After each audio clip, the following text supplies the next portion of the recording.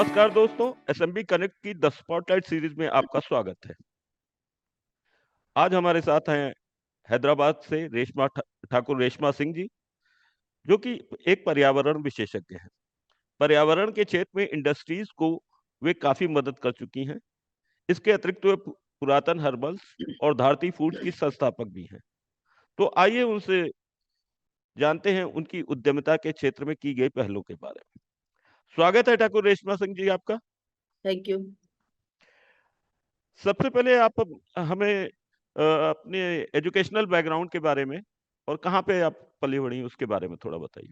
हाँ, पहले तो मेरा शुरुआत हुई थी मेरी पढ़ाई की पूना में।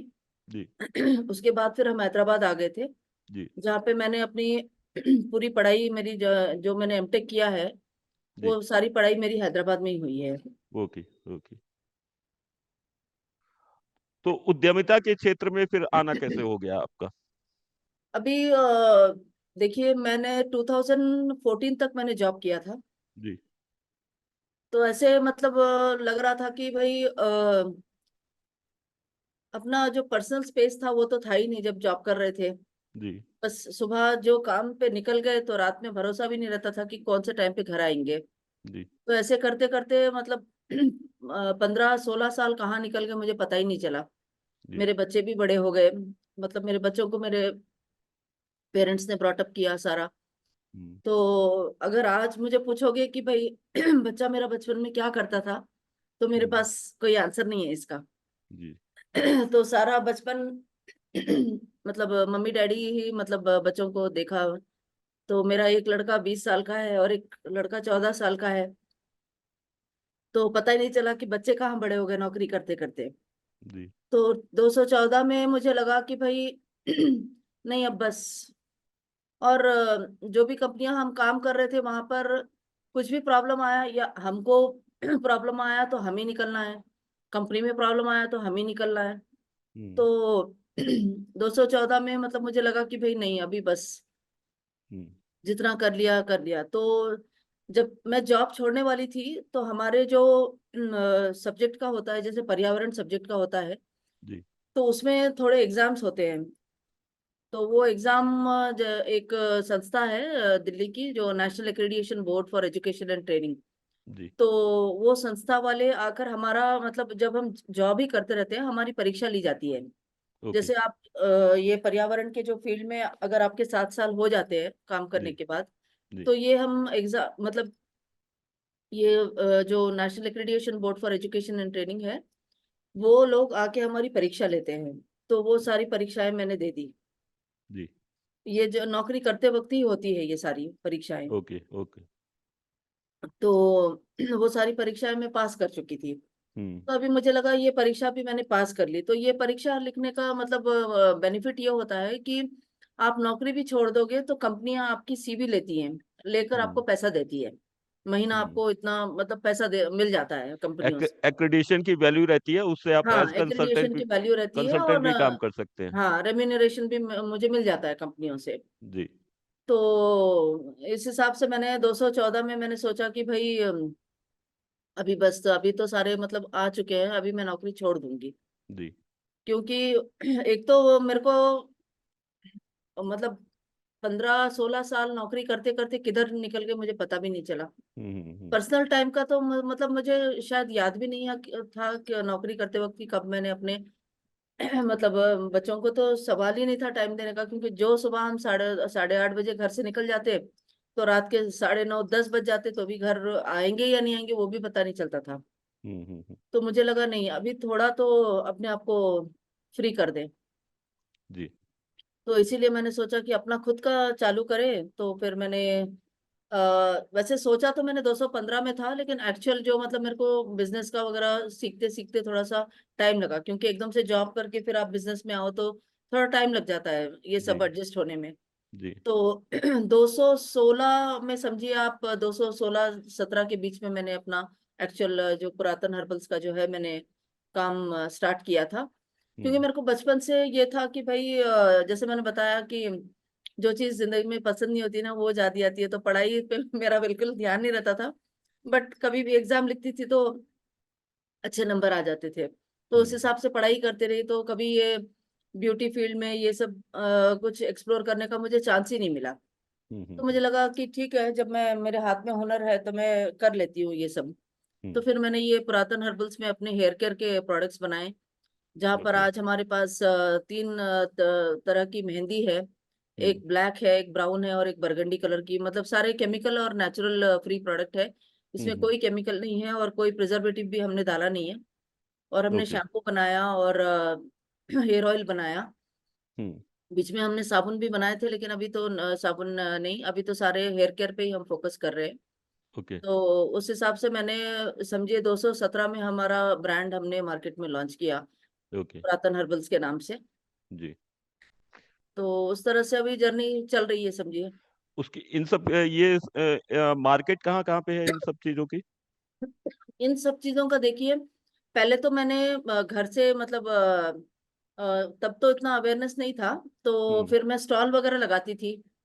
और हम्म। हर संडे यहाँ हैदराबाद में हमारे पास ऑर्गेनिक मेला लगता है, जहाँ पर ऐसे केमिकल और नेचुरल प्रोडक्ट मतलब लोगों को ही मतलब मौका दिया जाता है स्टॉल लगाने का। कोई और प्रोडक्ट जैसे आप आम एग्जीबिशंस पे जाओगे तो आपको ज्वेलरी मिल जाएगी, कपड़े मिल जाएंगे, तो इस तरह का नहीं था वो एग्जीबिशन।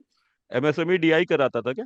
नहीं नहीं नहीं, ये मतलब लोकल कोई बंदे थे जो ये मतलब कॉन्शियस थे कि भाई कोई नेचुरल चीजें प्रमोट किए जाए। ओके। तो उस हिसाब से मतलब हर संडे मैं स्टॉल लगाती थी, जहां से मेरे को बहुत सारा कस्टमर बेस मिला।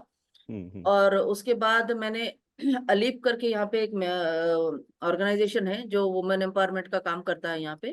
काफी जी। अच्छा नोन ऑर्गेनाइजेशन है। हम्म। तो वहां पे मैंने मेंबरशिप ली थी।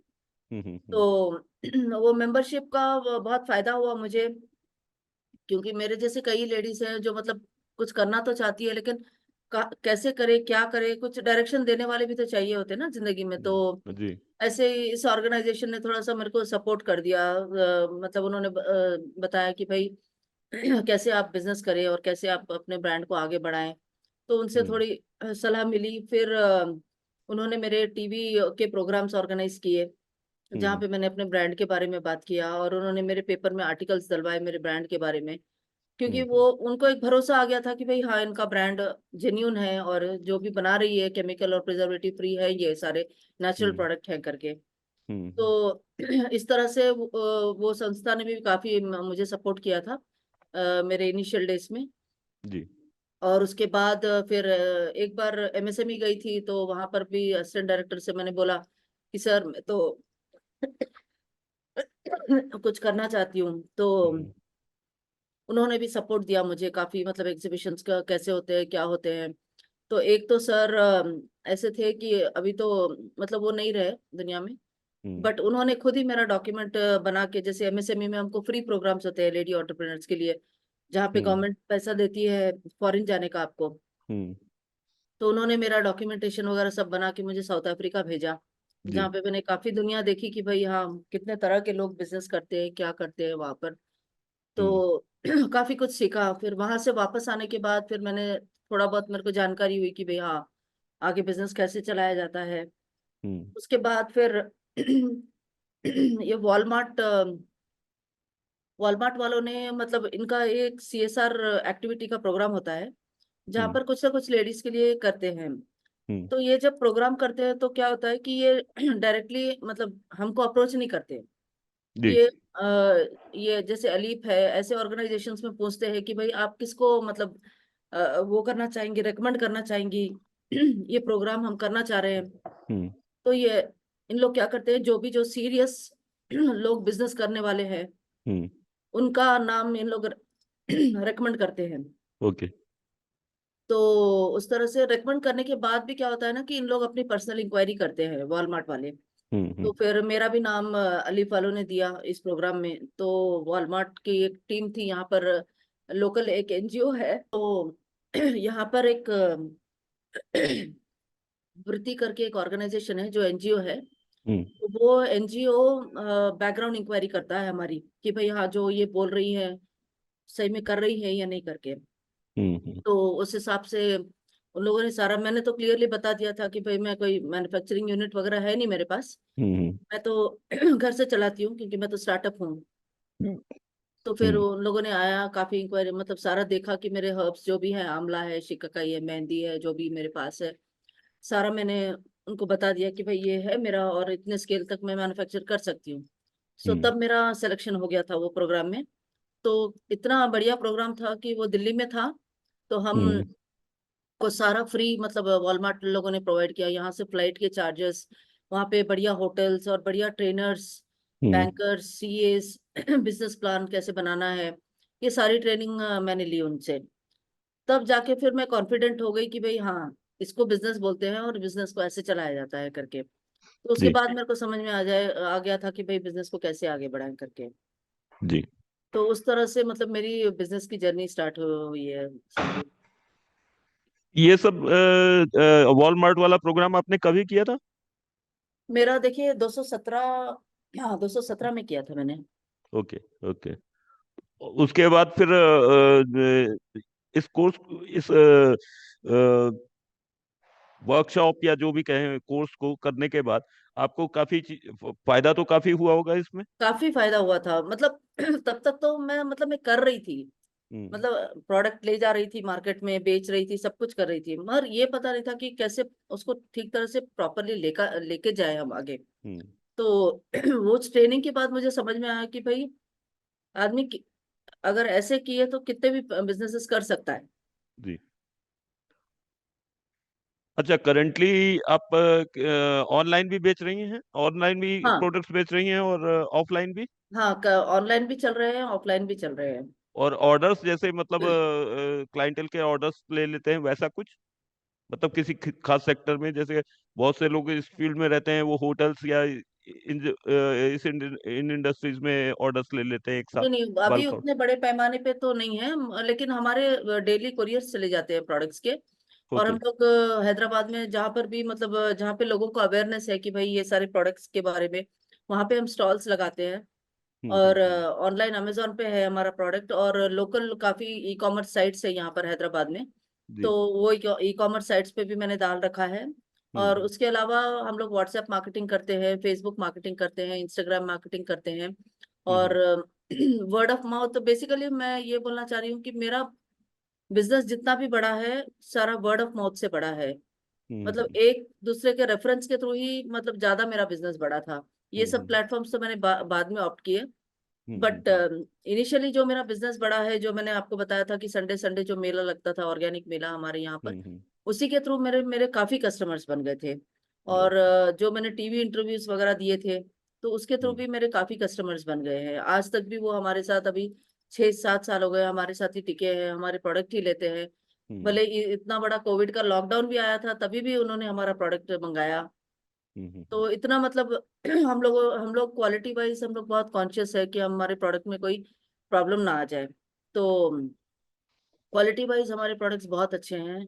और पहली खासियत तो ये है कि इसमें कोई केमिकल नहीं है और कोई प्रिजर्वेटिव भी नहीं है। हम्म। और सारे हर्ब से बना है ये प्रोडक्ट। तो पुरातन हर्बल्स का इस समय करंटली कितना होगा, टर्नओवर कितना हो जाता होगा आपका? अभी हम लोग साल का देखिए कर रहे हैं, हम लोग 5 lakhs तक कर रहे हैं। ओके। और ये जो धारती फूड्स अभी आपने शुरू किया है? ये धरती फूड्स तो देखिए अभी रिसेंट है ये। हम्म जैसे अभी मतलब शुरू तो ये इसका कहानी लॉकडाउन में हुई थी। हम्म लॉकडाउन में जैसे हम ऐसे ही बैठे थे बस, कुछ ज्यादा काम तो था नहीं, कुछ ऐसे ही तो। यहाँ पर हैदराबाद में एक है Indian institute of millet research association. हम्म तो उन लोगों ने ये मिलेट्स की ट्रेनिंग अनाउंस किया था। हम्म तो मैंने बोला चलो ऐसे ही बैठे हैं तो कुछ कर लेते हैं। घर में रह के तो कुछ करना है नहीं। हम्म तो इसका लेकिन ट्रेनिंग का सिलेक्शन भी ऐसा था कि उनका एक पावर पॉइंट प्रेजेंटेशन होता है। तो वो ओके पावर पॉइंट प्रेजेंटेशन आपको फिल करके उनको भेजना होता है। ओके।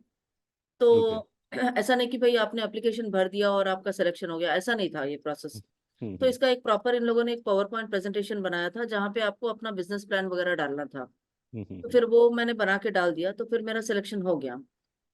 और इसका कैसा था ये ट्रेनिंग का, इसमें 5 लाख का ग्रांट भी था एंटरप्रेन्योर्स के लिए।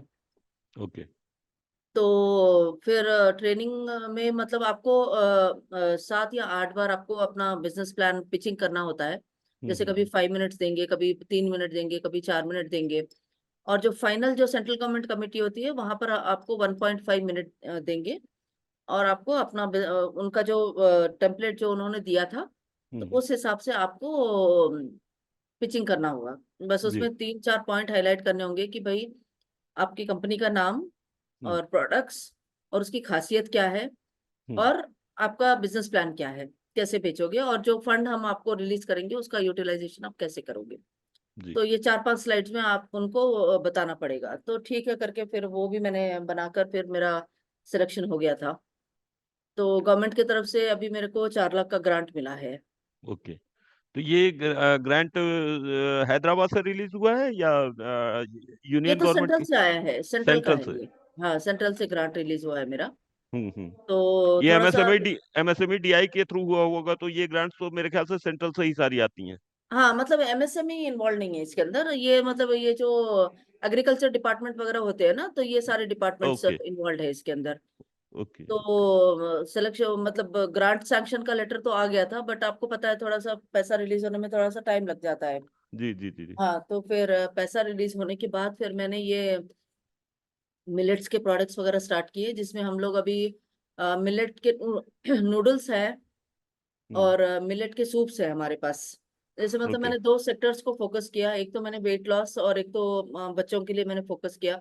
जैसे बच्चे अभी मैदा के नूडल्स वगैरह खाते हैं जो बिल्कुल सेहत के लिए ठीक नहीं है। तो हम्म। उस हिसाब से मैंने नूडल्स लॉन्च किए, जहां हमारे पास 9 तरह के नूडल्स हैं, हम्म।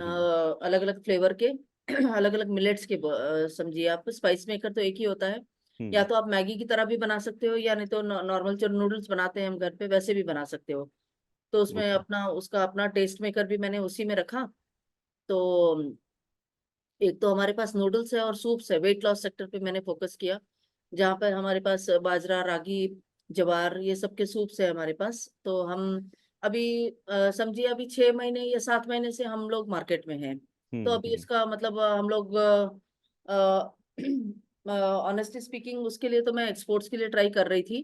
तो हम्म। अभी हम लोगों ने हमारा प्रोडक्ट कनाडा में सुपर मार्केट्स में डाला है। ओके। 2 सुपर मार्केट्स जिनके चेन ऑफ सुपर मार्केट्स है, नॉनो सुपर मार्केट्स है। तो हम्म। वहां पे हम लोगों ने हमारे प्रोडक्ट डाल दिए हैं। हम्म। और अभी दुबई से बातचीत चल रही है हमारी, जहाँ पे मतलब इंडिया में तो अभी तक उतना टर्नओवर की बात मैं नहीं कर सकती हूँ, हम्म। क्योंकि अभी जस्ट 6-7 महीने पहले हम लोगों ने ये प्रोडक्ट मार्केट में लॉन्च किए हैं। जी जी जी। तो अभी हम लोगों ने अमेजोन में भी डाला है उसको। और ओके। लोकल जैसे मैंने बताया, यहाँ पे हैदराबाद के थोड़े ई कॉमर्स के प्लेटफॉर्म्स है। और जो मेरे पुरातन हर्बल्स के जो पुराना कस्टमर बेस था, तो उसी को मैंने ढाल बनाकर इसको भी मतलब प्रमोट करना स्टार्ट किया। तो उस हिसाब से अभी मतलब इसका काफी मतलब डिमांड है एक्सपोर्ट मार्केट में मिलेट्स का, क्योंकि आपको पता है कि 2023 मिलेट ईयर डिक्लेयर किया गया है। तो इस हिसाब जी। से काफी मिलेट्स का प्रमोशन चल रहा है। तो उस हिसाब से मैं भी काफी वीडियोस वगैरह बना देती हूँ हम्म। मिलेट कॉन्शियस, मतलब मिलेट फूड के बारे में वगैरह। तो हमारा हम लोग इंस्टाग्राम के थ्रू प्रमोट कर रहे हैं, फेसबुक के थ्रू प्रमोट कर रहे हैं, फिर व्हाट्सएप स्टेटस के थ्रू प्रमोट कर रहे हैं।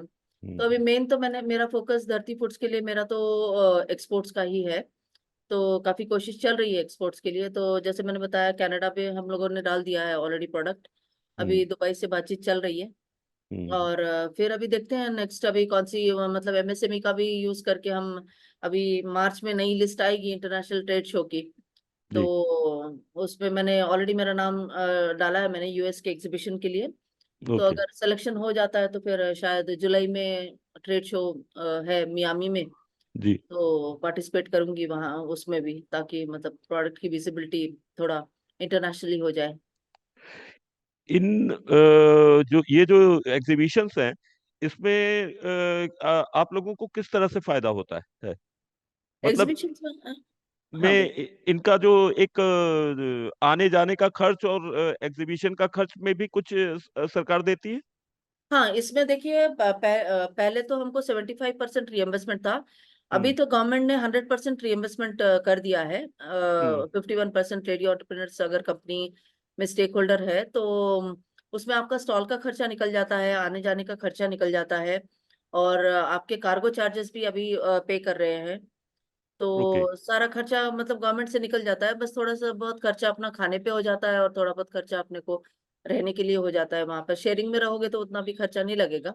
हम्म। बट मैक्सिमम जो मतलब जो एक आम एंटरप्रेन्योर एफर्ट नहीं कर पाएगा इतना, वो सारा हम्म। गवर्नमेंट मतलब पे कर देती है। मतलब इस स्कीम में वुमेन एंटरप्रेन्योर के लिए 100% है, और हाँ, मेल एंटरप्रेन्योर्स के लिए सिर्फ 75% है। नहीं ऐसा कुछ नहीं है, बस आप कोई भी कंपनी चला रहे हो उसमें 51% आपको वुमन एंटरप्रेन्योर को रखना पड़ेगा। हम्म। कोई भी कंपनी आप ले लो, तो हम्म। लेकिन एक उद्यम पे एक ही आदमी जा सकेगा।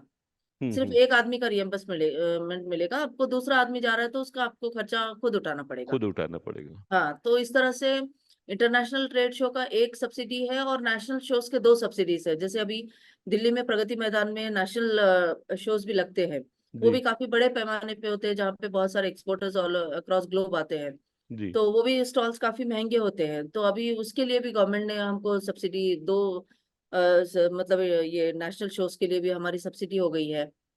तो अब हम जी। दिल्ली में भी जाके बड़े पैमाने पे स्टॉल लगा सकते हैं। उसमें भी हमको मतलब सिर्फ आने जाने का खर्चा और थोड़ा बहुत होटल हम्म। का खर्चा लगेगा। अदरवाइज जो मेन जो स्टॉल का खर्चा होता है और कार्गो का खर्चा होता है, वो सारा हमको गवर्नमेंट से मिल ये जाएगा। मार्केट डेवलपमेंट असिस्टेंस स्कीम ही की बात कर रही हैं आप ना? हाँ हाँ, ये सारा एमडीए उसी। स्कीम ही हाँ है जो, है ना, हाँ, वही है ये ना? सारा उसी में आएगा। आपको हम्म। बारकोड की सब्सिडी मिल जाएगी, आपको आईएसओ की सब्सिडी मिल जाएगी, आपको हम्म। ट्रेडमार्क की सब्सिडी मिल जाएगी। तो हम्म। ये सारे सब्सिडीज आप अवेल कर सकोगी, जो एक आम स्टार्टअप पैसा खर्चा करके नहीं कर पाएगा। हम्म। अच्छा, आखिरी प्रश्न आपसे ये है कि तेलंगाना राज्य में आप महिला उद्यमिता की स्थिति को कैसे देखती है? मतलब वुमेन एम्पावरमेंट बोल रहे हो हाँ, आप? हाँ, वो वुमेन एंटरप्रेन्योरशिप और एंटरप्रेन्योरशिप दोनों की स्थिति कैसी है? यहाँ पर काफी लोग हैं एंटरप्रेन्योर्स, काफी मतलब मतलब ये ऑर्गेनाइजेशंस भी खुले हैं, जैसे अलीप मैंने बताया। हम्म। कोवे है यहाँ पर, वी हब है यहाँ पर, और टेक्निकल लोगों के लिए टी हब है यहाँ पर। तो हम्म। तेलंगाना में काफी कुछ मतलब सपोर्ट मिल रहा है गवर्नमेंट की तरफ से एंटरप्रेन्योरशिप को आगे बढ़ाने के लिए, और लेडीज के लिए भी काफी मतलब बेनिफिट्स आ रहे हैं यहाँ पर। ओके। और काफी मतलब इस तरह के जो संस्थाएं हैं वो भी काफी सपोर्ट करती है। जैसे इंक्यूबेशन प्रोग्राम्स चल रहे हैं, स्किल डेवलपमेंट चल रहा है। तो ये सारे मतलब ऑर्गेनाइजेशन सपोर्ट कर रहे हैं यहाँ पर महिलाओं को। ठीक। धन्यवाद रेशमा ठाकुर जी। मित्रों, आप सभी भी हमसे जुड़ने के लिए, आप सभी का भी हम धन्यवाद रेशमा ठाकुर जी। मित्रों, आप सभी का भी हमसे जुड़ने के लिए धन्यवाद। आप इसी तरह हमारे प्रोग्राम्स देखते रहें, हमारे सोशल मीडिया प्लेटफॉर्म्स को फॉलो करें, हमारे यूट्यूब चैनल को सब्सक्राइब करना ना भूलें। नमस्कार।